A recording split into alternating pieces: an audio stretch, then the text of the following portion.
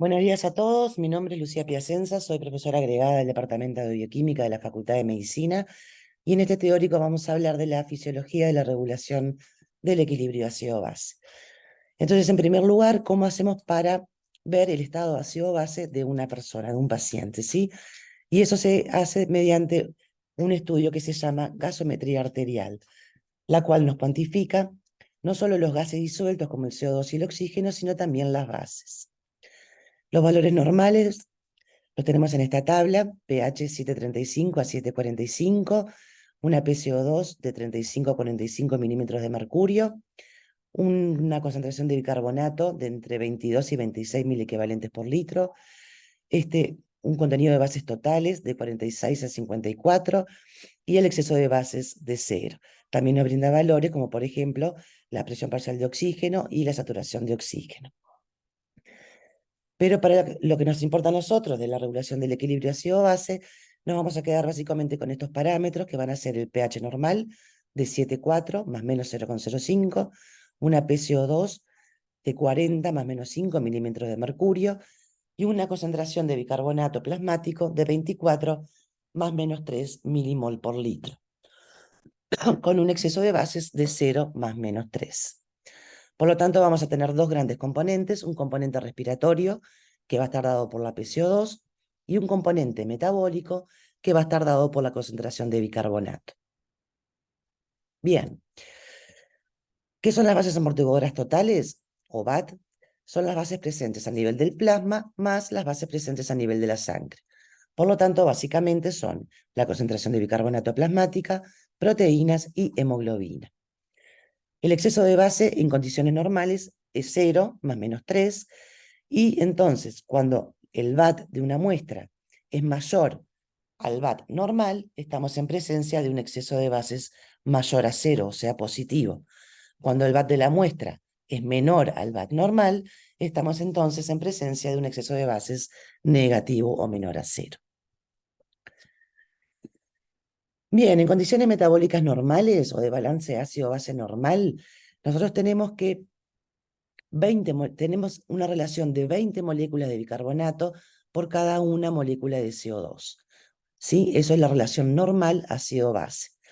Con esta relación, entonces, si yo voy a la ecuación de Henderson y calculo el pH, sabiendo el pK de 6,1 del sistema bicarbonato, más logaritmo de 20 bicarbonato sobre 1 de CO2, me da entonces el pH normal de 7,4. Pero en diferentes circunstancias, esta balanza se desequilibra y estamos en presencia entonces de una acidosis, en el caso de que tenga una disminución del pH plasmático o que es lo mismo, un aumento en la concentración de protones del plasma, o de una alcalosis en el caso de que haya un incremento del pH plasmático, o sea, una disminución de los protones del plasma. En el caso de la acidosis puede tener dos grandes orígenes: un origen metabólico, si tengo una disminución de la concentración de bicarbonato, o un origen respiratorio, si tengo un aumento en la PCO2. Lo mismo sucede con la alcalosis. Puede ser de origen metabólica, si tengo un aumento de la concentración de bicarbonato, o de origen respiratoria, si tengo una disminución en la PCO2. Entonces, vamos a ver un poco cómo son los dos grandes mecanismos de control, respiratorio y renal, de este equilibrio ácido-base. A nivel del centro respiratorio del cerebro tenemos neuronas que son capaces de sensar la concentración de CO2 disuelta, así como también a nivel de los bulbos raquídeos, cuerpos aórticos y cuerpos carotídeos, tenemos la capacidad de sensar las concentraciones disueltas de oxígeno. El control respiratorio entonces va a regular la PCO2 por cambios en la respiración, ya sea por hipoventilación o por hiperventilación, exhalando más o menos CO2 según las necesidades. La regulación respiratoria es una regulación rápida que se da en minutos a horas, pero como vamos a ver, no es tan eficiente como la regulación renal. Vamos a ver qué pasa entonces con la regulación renal.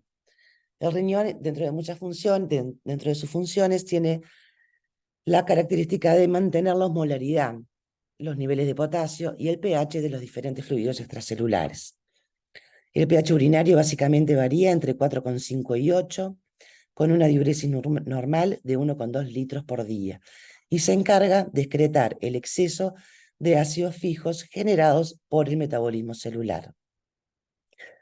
Además, el riñón tiene la capacidad de regular la concentración de bicarbonato plasmático, como vamos a ver en breve.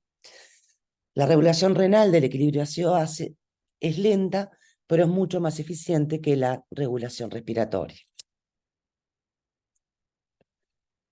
Bien, vamos a ver entonces en primer lugar cuáles son los destinos de estos ácidos producidos por el metabolismo celular.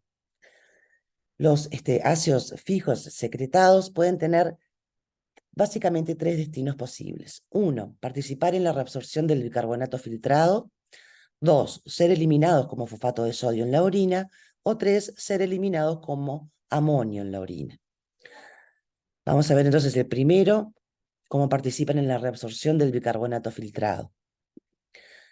Diariamente se filtran a nivel del glomérulo unos 4.320 miliequivalentes de bicarbonato, el cual va a ser reabsorbido a nivel de estos túbulos renales. La mayoría del bicarbonato es reabsorbido a nivel del túbulo proximal, entre un 80 y 85%. Un 10% va a ser reabsorbido a nivel del túbulo distal y un poco menos a nivel del túbulo colector. Por lo tanto, la gran mayoría o la totalidad del bicarbonato filtrado a nivel glomerular va a ser reabsorbido a nivel de los túbulos renales. Vamos a ver entonces cómo es que se reabsorbe el bicarbonato a nivel del túbulo proximal. El bicarbonato filtrado, que se encuentra a nivel del lumen, va a reaccionar con un protón excretado por la célula proximal para darme ácido carbónico. El ácido carbónico, por acción de la anhidrasa carbónica, se va a deshidratar dándome CO2 gas y agua. El CO2 va a ingresar a la célula, en donde va a sufrir el paso inverso. Se va ahora a hidratar para darme ácido carbónico, también por acción de la anhidrasa carbónica, el que se va a ionizar en un protón y un bicarbonato. El bicarbonato va a pasar al plasma y el protón va a ser nuevamente excretado hacia el túbulo proximal por un cotransporte con sodio. Y el sodio va a ser excretado de la célula por una bomba de sodio y potasio ATPase. Por lo tanto, para resumir, en primer lugar, el cotransporte del protón con sodio hacia la luz del túbulo, formación de ácido carbónico, disociación en CO2 y agua, entrada del CO2, hidratación a ácido carbónico, el cual va a ionizarse a bicarbonato y protón. Bicarbonato al plasma, protón nuevamente al túbulo proximal. Por lo tanto, por cada protón excretado a nivel del túbulo proximal, yo voy a reabsorber una molécula de bicarbonato filtrado. Bien, vamos a ver cuál es el mecanismo que sucede a nivel del túbulo distal. A nivel del túbulo distal, el mecanismo es básicamente el mismo que acabamos de ver, solo que lo que cambia son la forma de excretar los protones. Las células del túbulo distal excretan protones de forma activa. A nivel del túbulo, esto pasa, al igual que pasaba en el túbulo proximal, los protones se van a combinar con bicarbonato filtrado, se va a formar ácido carbónico, que se me va a deshidratar en CO2 y agua, CO2 a nivel celular, se hidrata ácido carbónico, el cual luego se ioniza para darme bicarbonato y protón. Bicarbonato que sale al plasma con un cotransporte con cloro y el protón que sale nuevamente por transporte activo a nivel del túbulo. Entonces acá nuevamente, por cada protón excretado, voy a estar reabsorbiendo una molécula de bicarbonato filtrado.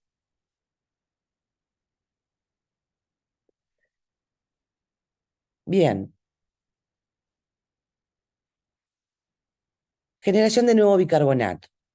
El riñón, entonces, como vamos a ver ahora, va a ser capaz no solo de reabsorber el bicarbonato filtrado a nivel glomerular, sino que dependiendo de las necesidades, va a ser capaz de sintetizar nuevo bicarbonato. Entonces, una pequeña fracción de los protones puede ser excretados como tal en la orina, y eso es lo que le da la acidez a la orina, ¿verdad? El resto de los protones generados en el metabolismo, o sea, los ácidos no volátiles, ácidos fijos, son aproximadamente entre un 80 y 100 miliequivalentes. Estos protones excretados se van a combinar a nivel de la luz de los túbulos con diferentes sistemas amortiguadores o buffers, que van a ser el buffer fosfato y el buffer amonio. Entonces vamos a ver cada uno de estos cómo actúa. El buffer amonio, perdón, el buffer fosfato. El buffer fosfato está muy concentrado a nivel de los túbulos renales porque porque prácticamente no se absorbe, ¿sí? Entonces el fosfato va a reaccionar con un protón dándome el fosfato de sodio, el cual va a ser eliminado en la orina. Este protón, ¿de dónde proviene? Proviene nuevamente de la hidratación del CO2 para darme ácido carbónico, el cual se ioniza para darme bicarbonato y protón. El protón se excreta por un cotransporte con sodio, mientras que el bicarbonato, el nuevo bicarbonato generado, se va al plasma. El buffer fosfato es uno de los más importantes a nivel urinario porque tiene un máximo poder amortiguador y una capacidad aproximadamente de entre 30 y 40 miliequivalentes. Por tanto, resumiendo, por cada fosfato de sodio que yo genero, estoy generando una nueva molécula de bicarbonato a nivel del plasma. Bien, el buffer amonio. El buffer amonio también es muy importante a nivel renal y sobre todo en condiciones de acidosis. A nivel renal, el amonio se genera por el metabolismo del aminoácido glutamina, ¿sí? La glutamina, como la vemos acá, va a ser degradada por la enzima glutaminasa, dándome NH3 o amonio, para darme glutamato, ¿sí? Otro aminoácido. El glutamato también va a ser degradado por la enzima glutamato deshidrogenasa para darme otra molécula de amonio. Y finalmente para darme alfa-cetoglutarato. Entonces, por cada glutamina que yo metabolizo a alfa-cetoglutarato, estoy generando 2 iones amonio.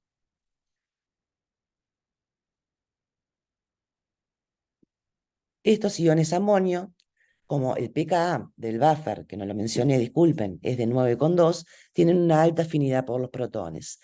Por lo tanto, el ion amonio a nivel del túbulo renal van a captar rápidamente estos protones, generando el NH4, el cual va a ser eliminado por la orina. Por otra parte, hay que tener en cuenta que el NH4, que es cargado positivamente, es impermeable a estos túbulos renales, por lo tanto, se elimina de forma fácil. Más allá de estos iones amonios generados por la degradación de la glutamina a glutamato, el alfa-cetoglutarato resultante va a poder entrar al ciclo de Krebs generándome CO2.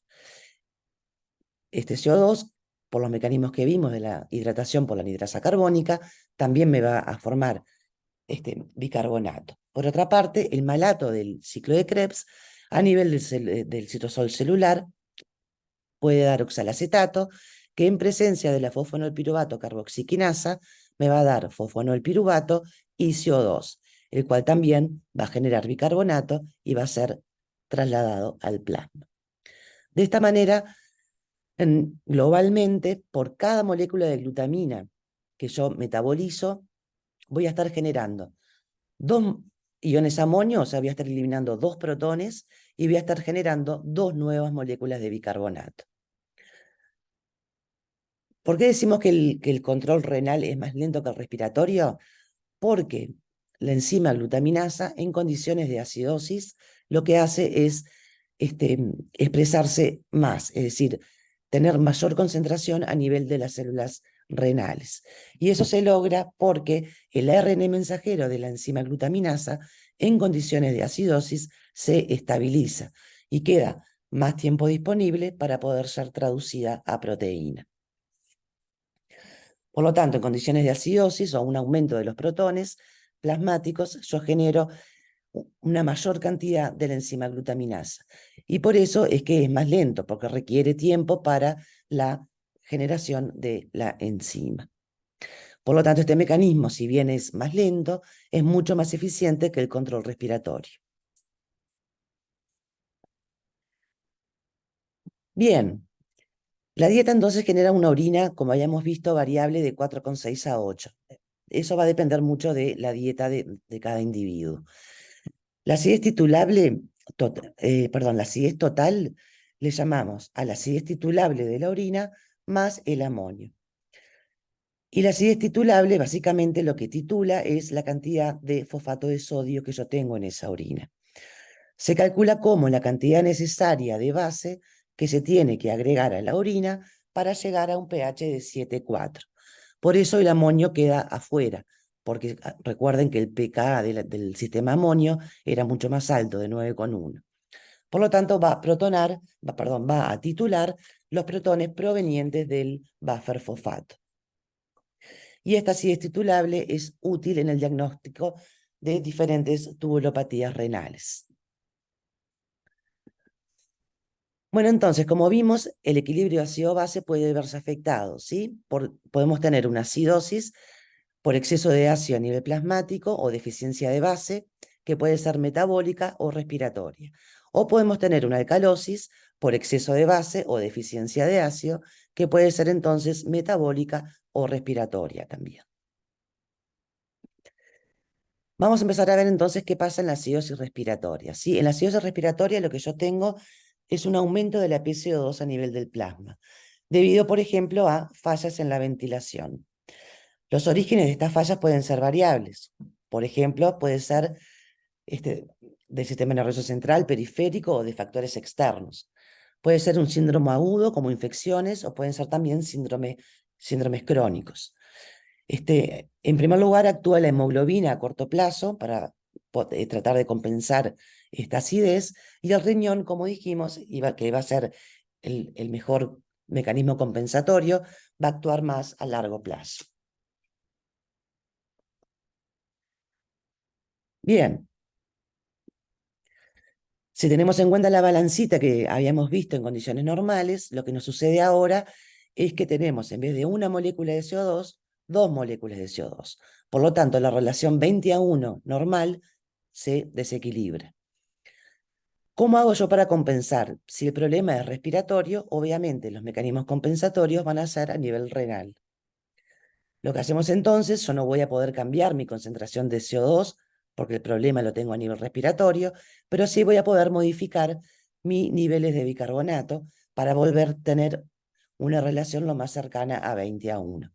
Entonces lo que hace el riñón es sintetizar nuevo bicarbonato, aumentando la concentración de bicarbonato en el plasma y por lo tanto que la relación vuelva a ser de 20:1. En este caso sería 40:2, pero la relación es la misma y el pH me vuelve a restablecerse en un pH normal.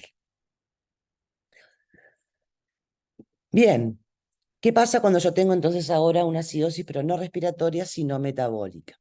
La acidosis metabólica puede ser por varios motivos, por ejemplo, una pérdida neta de bicarbonato, como sucede en las diarreas agudas.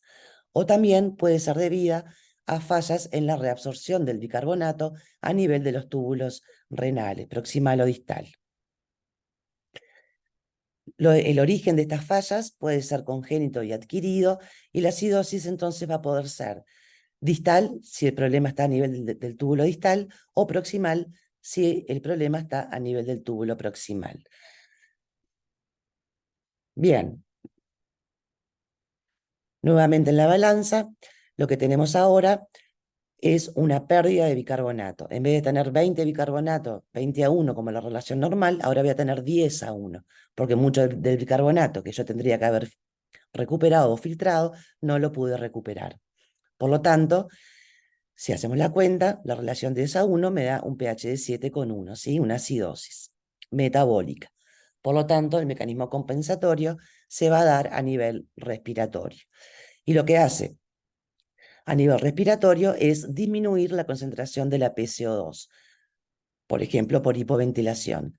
Y a nivel renal se va a intentar sintetizar bicarbonato nuevo bicarbonato. De esta manera, logramos tener una relación de 15,075 y llevamos nuevamente el pH plasmático a 7,4. Bien, ahora vamos a ver qué pasa en las alcalosis, en la alcalosis de origen respiratorio. La alcalosis de origen respiratorio puede ser generada por una hiperventilación sostenida, si yo estoy perdiendo CO2 mucho más rápido y por lo tanto estoy perdiendo mi componente respiratorio.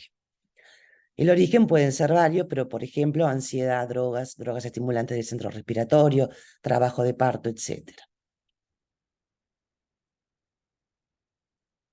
De esta manera, en la balanza lo que tengo es una pérdida de CO2 a nivel respiratorio y el componente metabólico normal. Entonces, las cuentas nos dan que el pH del plasma en estas condiciones es de 7,7. Por tanto, estoy en presencia de una alcalosis de origen respiratorio. La compensación entonces va a ser a nivel renal. ¿Qué hace el riñón? Perder bicarbonato. Entonces, vuelve la relación de 10 a 0,5 y vuelvo a restablecer entonces un pH plasmático normal de 7,4. Por otro lado, tenemos la alcalosis metabólica. La alcalosis metabólica está generada por un aumento de la concentración del bicarbonato en el plasma. El origen puede ser, por ejemplo, pérdida de volumen por vómitos o por utilización de diuréticos, o, por ejemplo, causada por el uso de corticoides con retención de bicarbonato. Por lo tanto, en la alcalosis metabólica lo que voy a tener es un aumento en la concentración de bicarbonato plasmático. Si volvemos a la balanza, en vez de tener 20 moléculas de bicarbonato, ahora tengo 40 contra una de CO2. Por tanto, la cuenta nos da un pH de 7,7. Alcalosis metabólica, porque me aumenta el componente metabólico, el bicarbonato, que va a ser compensada a nivel respiratorio. Por lo tanto, lo que vamos a hacer es, a nivel respiratorio, aumentar las concentraciones de CO2 de 1 a 1,25 y a nivel renal, tratar de eliminar la máxima cantidad de bicarbonato posible.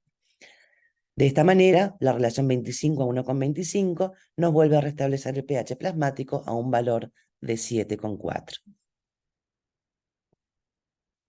Entonces, para resumir, los mecanismos de compensación son los que nos llevan a restablecer el pH plasmático alterado, alterando alguno de los componentes, ¿verdad? Teníamos la compensación respiratoria, que era rápida, minutos a horas, pero no muy eficiente, y la compensación renal, que era lenta, pero mucho más eficiente. En esta tabla tenemos un resumen de todas las alteraciones primarias que pueden estar ocurriendo y cómo se encontraría el resto de los parámetros.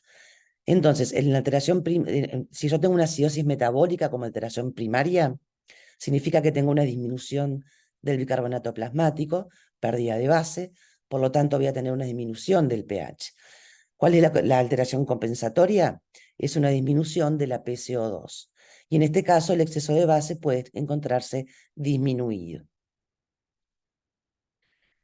En una acidosis de origen respiratorio, lo que voy a tener es un aumento en la PCO2. En este caso también voy a tener un descenso del pH y mi alteración compensatoria va a ser un bicarbonato aumentado. Y en este caso el exceso de bases va a ser mayor a 0. En el caso de las alcalosis, si la alcalosis es metabólica, la primaria, voy a tener un aumento de la concentración de bicarbonato plasmático, lo que me va a llevar a un aumento del pH, y la reacción compensatoria va a ser un aumento de la PCO2. El exceso de bases se va a encontrar entonces aumentado. Y finalmente, en una alcalosis respiratoria, voy a tener una disminución de la PCO2, por lo tanto voy a tener un aumento del pH, y la reacción compensatoria va a ser una disminución del bicarbonato a nivel renal. El exceso de bases entonces va a estar disminuido. Entonces vamos a ver unos ejemplos para poder comprender un poco cómo se analizan este tipo de situaciones. En este ejemplo tenemos que un paciente de 70 años con una insuficiencia respiratoria crónica se le realiza una gasometría arterial obteniéndose los siguientes valores: pH de 7,34, PCO2 de 70 milímetros de mercurio y concentración de bicarbonato de 36,5 milimolar o miliequivalentes por litro. Recordemos los valores de referencia, ¿verdad?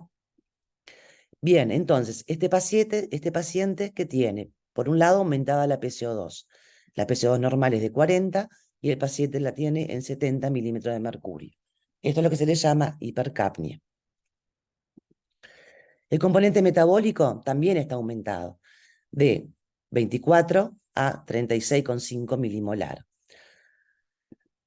Por lo tanto, estamos en presencia de una acidosis respiratoria compensada, porque el pH del paciente se encuentra todavía dentro de los parámetros normales. Otro ejemplo. Una mujer de 40 años entra en estado de coma. Los familiares relatan que ingirió 2 cajas de barbitúricos y una de benzodiazepinas. Se realiza una gasometría arterial obteniéndose los siguientes valores. Un pH de 7,15, una PCO2 de 80 milímetros de mercurio y una concentración de bicarbonato de 26 equivalentes por litro, con un exceso de bases de 0. En este paciente, entonces, lo que tiene alterado también es el pH, estamos en presencia de una acidosis, tiene aumentada la PCO2 a 80 milímetros de mercurio, tiene una hipercapnia, sin embargo, tiene el componente metabólico no alterado. Por lo tanto, en este caso, estamos en una acidosis respiratoria no compensada a nivel renal. Bueno, para terminar, simplemente dejarles la bibliografía, Bioquímica Médica de Baines y Fisiología de Bessie Taylor.